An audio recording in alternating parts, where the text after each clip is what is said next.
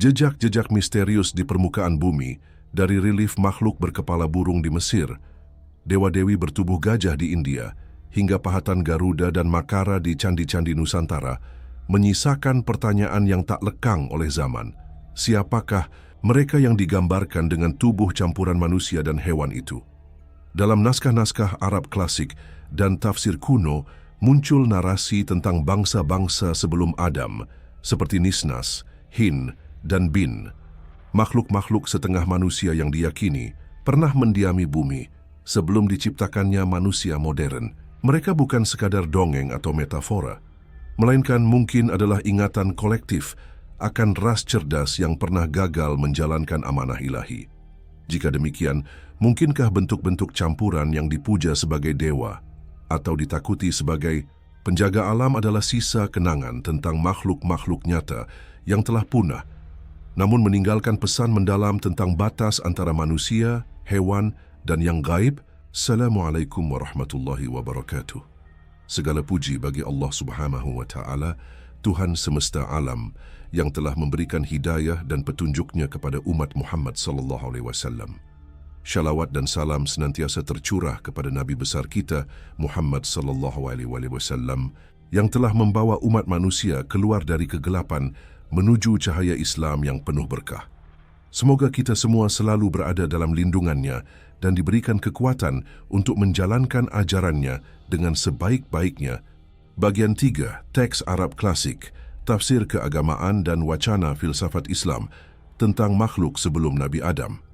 Pertanyaan tentang eksistensi makhluk sebelum Nabi Adam telah menjadi perdebatan yang kaya dalam khazanah literatur Arab klasik, tafsir Al-Quran, dan pemikiran filsafat Islam. Beberapa ulama, sufi, dan ilmuwan muslim menyinggung tentang kemungkinan adanya makhluk-makhluk cerdas yang mendiami bumi sebelum penciptaan Adam. Di antara entitas yang sering disebut adalah Hin, Bin, Jin, dan makhluk yang disebut Nisnas.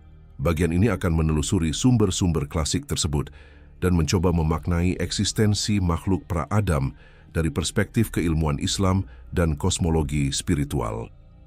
Jejak Nisnas dalam literatur Arab klasik. Istilah Nisnas muncul dalam berbagai karya, sastra dan ensiklopedia Arab abad pertengahan. Salah satunya adalah dalam kitab Al-Hayawan, karya Abu Uthman Amr bin Bahr al-Jahiz, Warisasila 869 seorang naturalis dan pemikir rasionalis dari aliran Mu'tazilah. Dalam karya tersebut, Al-Jahiz menyebut makhluk Nisnas sebagai entitas yang memiliki separuh tubuh manusia, hanya satu tangan, satu mata, dan satu kaki, namun tetap dapat hidup dan berinteraksi. Al-Jahiz tampaknya mengumpulkan laporan dari para pelancong dan penduduk wilayah Timur Afrika atau wilayah Selatan Arabia. Ia tidak serta-merta menyatakan makhluk ini mitos belaka, tetapi menaruhnya dalam kategori makhluk yang sulit dijelaskan secara ilmiah pada zamannya. Kemungkinan besar makhluk ini merupakan interpretasi simbolik dari manusia dengan deformitas, atau mungkin memang bagian dari ingatan kolektif terhadap spesies cerdas yang punah. 2. Pandangan ulama tentang makhluk pra-Adam. Banyak ulama klasik mengomentari ayat ke-30 dari surah Al-Baqarah. Ingatlah ketika Tuhanmu berfirman kepada para malaikat, sesungguhnya aku hendak menjadikan khalifah di bumi. Mereka berkata, apakah engkau hendak menjadikan di sana orang yang akan membuat kerusakan padanya dan menumpahkan darah? Al-Baqarah 30. Tafsir atas pertanyaan malaikat ini menyiratkan bahwa mereka telah mengetahui sebelumnya adanya makhluk yang berbuat kerusakan di bumi. Maka, beberapa ulama berpendapat bahwa makhluk tersebut bukan manusia, melainkan jin, atau makhluk lain yang berakal, namun cenderung destruktif. Dalam tafsir Al-Tha'labi disebutkan bahwa sebelum Adam, bumi dihuni oleh jin dan makhluk bernama Hin dan Bin yang berperang dan saling membunuh. Sebagian sufi dan ahli hikmah seperti Imam Suyuti dalam Al-Haba'ik fi Akhbar al-Malaik juga membicarakan makhluk pra-insani ini dalam konteks penciptaan dan takdir ilahi. Imam Al-Suyuti bahkan menyebutkan makhluk seperti Jassasah dan Nisnas sebagai bagian dari entitas masa lampau yang masih eksis secara sporadis di dunia ini sebagai bukti keberagaman ciptaan Allah. Filsafat Islam dan kosmologi. Tingkatan penciptaan dan makhluk cerdas. Dalam kerangka filsafat Islam, terutama dalam tradisi yang dipengaruhi oleh Neoplatonisme dan pemikiran Yunani seperti dalam karya Al-Farabi, Ibnu Sina, dan Ikhwan Al-Shafa, terdapat teori tentang tatanan makhluk dalam hierarki kosmos. Dalam kosmologi mereka, manusia bukanlah satu-satunya makhluk berakal, melainkan bagian dari urutan penciptaan yang lebih besar, termasuk malaikat, ruh, dan entitas antara dunia material dan imaterial. Ikhwan Al-Shafa, persaudaraan kesucian, dalam risalah mereka yang dikenal sebagai Rasail Ikhwan Al-Shafa, mengemukakan bahwa dunia ini telah mengalami banyak siklus dan dalam setiap siklus terdapat spesies yang mendominasi. Manusia adalah makhluk cerdas dalam siklus ini. Tetapi sebelumnya bisa saja ada makhluk lain seperti nisnas, jin, atau makhluk bumi yang tidak sepenuhnya hewan atau manusia. Ibnu Arabi, dalam karya-karya seperti Futuhat Al-Makkiyah dan Fusus Al-Hikam, mengemukakan gagasan tentang insan kamil, manusia sempurna, dan tingkatan wujud. Ia juga menyebut adanya makhluk-makhluk yang secara bentuk atau eksistensi tak sepenuhnya manusia, namun mengandung unsur kesadaran. Pandangan Ibnu Arabi membuka ruang pemahaman bahwa nisnas bisa jadi termasuk makhluk yang berada di antara tahapan eksistensi ruhani dan jasmani. 4. Nisnas dan makhluk jin. Perbedaan dimensi dan eksistensi sebagian ulama mengaitkan makhluk nisnas dengan jin atau makhluk halus karena kemampuannya untuk muncul di waktu-waktu tertentu dan hilang tanpa jejak. Namun dalam banyak narasi, nisnas dijelaskan secara biologis, memiliki tubuh, makan, berjalan, dan bisa mati. Hal ini menjadikannya berbeda dari jin yang bersifat non-fisik, ghaibiyah, atau terdiri dari api yang tidak berasap, QS Ar-Rahman, 11. Jika nisnas adalah makhluk yang fisikal, maka mereka mungkin termasuk dalam kategori makhluk bumi yang pernah ada sebelum Adam, seperti halnya spesies hominid lain dalam pandangan ilmu paleoantropologi. Beberapa mufasir dan sufi bahkan mengisyaratkan bahwa nisnas bisa jadi adalah perwujudan makhluk bumi hasil persilangan antara jin dan hewan bumi, atau jin yang menjelma secara fisik, tasyakul. 5. Tradisi lisan, hikayat, dan kehadiran nisnas. Dalam cerita rakyat dalam literatur hikayat dan cerita rakyat Timur Tengah, nisnas muncul sebagai makhluk yang tinggal di wilayah selatan Yaman, Jazirah Arab, atau hutan-hutan di Afrika. Dalam 1001 malam, makhluk ini digambarkan aneh, namun tidak selalu jahat. Dalam beberapa cerita, mereka bahkan membantu manusia atau menjadi pertanda dari masa transisi antara peradaban lama dan yang baru. Beberapa cerita rakyat di wilayah Hadramaut dan Oman menyebutkan bahwa nisnas masih bisa terlihat di daerah-daerah terpencil namun jarang, karena telah terdesak oleh manusia dan perubahan iklim. Dalam konteks ini, nisnas bisa dilihat sebagai simbol peradaban purba yang telah punah, namun menyisakan jejak dalam ingatan kolektif dan mitologi. Makna teologis dan epistemologis. Mengapa Allah menciptakan mereka? Salah satu pertanyaan penting yang sering muncul dalam diskusi teologis adalah, jika benar nisnas atau makhluk sejenis ada sebelum Adam, mengapa mereka diciptakan dan apa tujuan eksistensinya? Dalam teologi Islam, segala ciptaan Allah memiliki hikmah, meski tidak selalu dapat dipahami oleh akal manusia secara langsung. Al-Quran dalam banyak ayat menyatakan bahwa penciptaan langit dan bumi serta segala makhluk adalah untuk menunjukkan tanda-tanda ayat kekuasaan Allah. Maka makhluk seperti nisnas mungkin adalah bagian dari skenario ilahi untuk menyiapkan bumi bagi makhluk berakal sempurna, yaitu Adam. Mereka adalah bagian dari proses penciptaan yang bertahap, tadarruj, dan menjadi pelajaran bahwa tidak semua bentuk kehidupan langsung mencapai kesempurnaan. Dalam pandangan sufistik, keberadaan makhluk-makhluk seperti nisnas menunjukkan keluasan rahmat Allah dan beragam manifestasinya. Segala makhluk adalah tajalli, penampakan dari sifat-sifat Allah, dan masing-masing memiliki makam serta fungsi dalam alam semesta. Bagian 4. Refleksi kontemporer etika kosmis dan posisi manusia.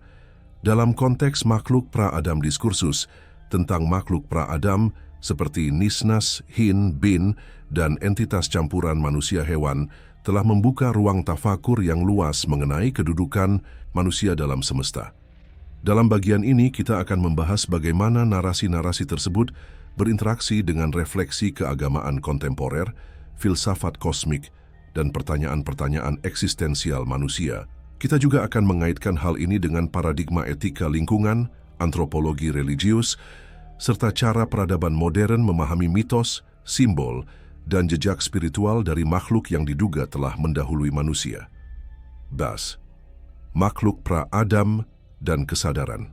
Kosmik manusia dalam narasi penciptaan Islam, Nabi Adam dikenal sebagai Khalifah fil Ard, perwakilan Tuhan di bumi. Namun posisi ini tampaknya bukan sesuatu yang muncul begitu saja, melainkan bagian dari rangkaian panjang evolusi kosmik dan spiritual. Sebagaimana telah dijelaskan dalam bagian-bagian sebelumnya, eksistensi makhluk sebelum manusia seperti Nisnas atau ras campuran manusia hewan menunjukkan bahwa kesadaran bukanlah milik eksklusif manusia modern, tetapi bagian dari jaringan kecerdasan yang lebih luas dalam jagat raya. Refleksi ini menggiring kita kepada pertanyaan mendasar. Apakah manusia satu-satunya makhluk spiritual yang pantas menjadi khalifah? Jika sebelumnya telah ada makhluk cerdas namun gagal, apakah kita pun sedang diuji dalam peran yang sama? 2. Etika kosmis. Tanggung jawab terhadap bumi dan makhluk lain.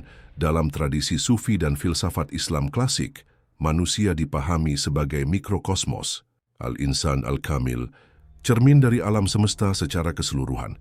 Dalam kerangka ini, manusia memiliki tanggung jawab spiritual dan ekologis untuk menjaga harmoni semesta, termasuk terhadap makhluk lain yang mungkin pernah atau masih eksis di luar persepsi kita. Jika Nisnas dan makhluk pra-Adam lainnya punah karena ketidakseimbangan atau kegagalan menjalankan amanah, maka manusia seharusnya belajar dari kegagalan tersebut. Al-Quran menyebut umat terdahulu yang dibinasakan karena melampaui batas, zulm, dan ini bisa dimaknai sebagai peringatan bahwa kehancuran bisa terjadi jika manusia gagal menegakkan keadilan terhadap makhluk lain dan terhadap alam. Filsuf kontemporer seperti Sayyid Hossein Nasr menekankan pentingnya etika ekologi dalam Islam dengan menempatkan manusia bukan sebagai penguasa absolut, tetapi sebagai penjaga, guardian, dari bumi dan segala isinya. Dalam konteks ini, pengetahuan tentang makhluk pra-Adam menjadi pelajaran moral tentang kerendahan hati manusia dalam menghadapi misteri ciptaan. Kajian simbolik, archetype, mitos, dan spiritualitas lintas. Budaya makhluk seperti manusia berkepala, burung setengah ular atau berkepala singa dapat ditemukan dalam banyak peradaban. Mesir kuno, Anubis, Horus, India, Ganesha, Hanuman, Yunani, Centaur, Minotaur, dan Indonesia, makhluk pada relief candi seperti Garuda dan Makara. Apakah mereka sekadar simbol atau refleksi dari ingatan kolektif tentang makhluk nyata yang pernah ada? Carl Jung dalam psikologi analitik mengemukakan gagasan tentang archetype, yaitu bentuk-bentuk dasar yang muncul dalam mimpi, mitos, dan imajinasi kolektif manusia. Makhluk-makhluk campuran manusia hewan dapat dilihat sebagai representasi archetype kekuatan, kebijaksanaan, atau bahaya primordial. Dalam hal ini, Nisnas dan sejenisnya bisa jadi merupakan bagian dari simbol spiritual yang muncul kembali dari kedalaman jiwa manusia lintas zaman. Hal ini diperkuat dengan temuan arkeologis seperti lukisan gua di Sulawesi yang menggambarkan makhluk-makhluk antropomorfik yang berkepala hewan yang diduga berusia lebih dari 40.000 tahun. Fenomena ini menunjukkan bahwa manusia purba mungkin telah menyaksikan atau membayangkan makhluk lintas bentuk yang terhubung dengan kesadaran spiritual mereka. 4. Peradaban Nusantara dan jejak, entitas campuran Candi Borobudur, Prambanan, serta situs-situs kuno lain di Indonesia syarat dengan simbol makhluk campuran. Misalnya, Garuda, makhluk setengah burung setengah manusia, bukan hanya simbol transportasi, Dewa Wisnu, tetapi juga makhluk yang merepresentasikan kebebasan ruhani dan kekuatan ilahiyah. Relief Makara di gerbang candi menggambarkan makhluk mirip buaya dan gajah. simbol dari penjaga dimensi spiritual. Dalam perspektif kontemporer, ini dapat dipahami sebagai bentuk penghormatan terhadap entitas masa lalu yang diyakini memiliki kesadaran, kekuatan, atau peran dalam menjaga keseimbangan dunia. Apakah mereka berasal dari ras makhluk cerdas pra-Adam? Atau mereka adalah bentuk simbolisasi spiritual dari memori peradaban sebelumnya yang telah punah dan disakralkan? Masyarakat adat seperti Dayak, Baduy, atau masyarakat Bali juga menyimpan narasi lisan tentang makhluk-makhluk yang bukan manusia, tetapi pernah hadir berdampingan dengan manusia. Dalam beberapa kisah, disebutkan bahwa manusia modern berasal dari kelompok yang bertahan setelah pertempuran antara ras-ras terdahulu. Ini bisa menjadi penanda adanya kesadaran purba yang diwariskan secara turun-temurun. 5. Hubungan dengan pandangan. Ilmiah modern dalam ilmu paleoantropologi ditemukan berbagai spesies hominid yang memiliki fitur berbeda dari manusia modern. Neanderthal, Denisovan, Homo floresiensis, disebut juga hobbit dari Flores, dan lainnya. Beberapa dari mereka hidup berdampingan dengan Homo sapiens, bahkan kawin silang. Meski mereka tidak memiliki kepala hewan atau bentuk aneh seperti Nisnas, penemuan ini membuktikan bahwa manusia bukan satu-satunya makhluk cerdas yang pernah eksis di bumi. Fosil dan artefak yang menunjukkan bahwa manusia purba hidup bersama dengan hewan dalam relasi spiritual seperti ukiran gua pemujaan hewan totem Del, memperkuat gagasan bahwa batas antara manusia dan makhluk lainnya dahulu tidak seketat seperti dalam pandangan modern. Sains mungkin tidak akan pernah menemukan Nisnas secara literal, namun arkeologi simbolik dan antropologi spiritual menunjukkan bahwa makhluk campuran adalah bagian dari kesadaran dan struktur makna peradaban manusia. Legs. Refleksi spiritual dan kembali pada tujuan penciptaan sebagaimana dalam Al-Quran, Allah menciptakan manusia agar menyembahnya. QS Al-Zariyat 56. Namun, penyembahan ini bukan hanya ritual formal, tetapi pengakuan terhadap peran kosmik manusia sebagai penjaga keseimbangan dan penerima amanah. Pengetahuan tentang makhluk pra-Adam harus menggiring manusia untuk merenung, bukan menjadi sombong. Bila sebelumnya telah ada makhluk cerdas yang gagal dalam menjalankan amanah, maka manusia harus menyadari bahwa eksistensinya pun tidak dijamin kekal kecuali dengan menegakkan keadilan, kasih sayang dan harmoni dengan semua ciptaan. Dalam tradisi tasawuf, segala makhluk adalah manifestasi dari Asmaul Husna. Maka Nisnas, makhluk campuran, jin, bahkan hewan dan tumbuhan memiliki hak eksistensial yang harus dihormati.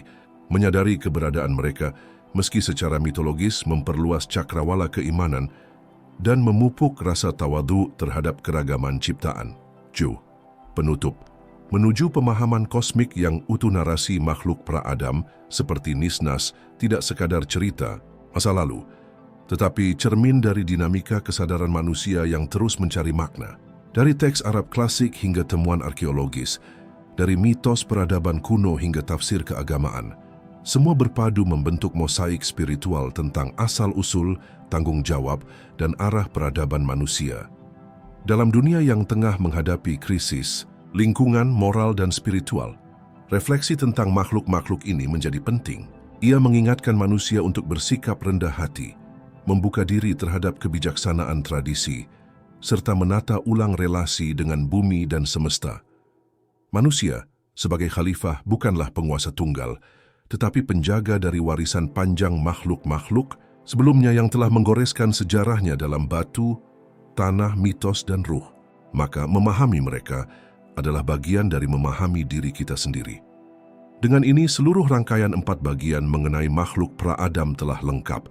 Semoga kajian ini dapat membuka wawasan lintas disiplin, memperkaya pemahaman spiritual, serta menjadi bahan refleksi mendalam tentang hakikat kemanusiaan dalam tatanan kosmis yang lebih luas. Pernyataan, semua rangkaian gambar di cerita ini sepenuhnya adalah ilustrasi belaka, bukan gambar asli termasuk tokoh yang ada di dalamnya. Semoga kisah ini dapat menjadi pengingat untuk menjaga keimanan dan menghindari niat buruk dalam hati. Terima kasih telah mendengarkan cerita ini. Jika Anda menikmati cerita ini, jangan lupa untuk meninggalkan komentar, like, dan subscribe. Sampai jumpa di cerita menarik berikutnya. Wassalamualaikum warahmatullahi wabarakatuh.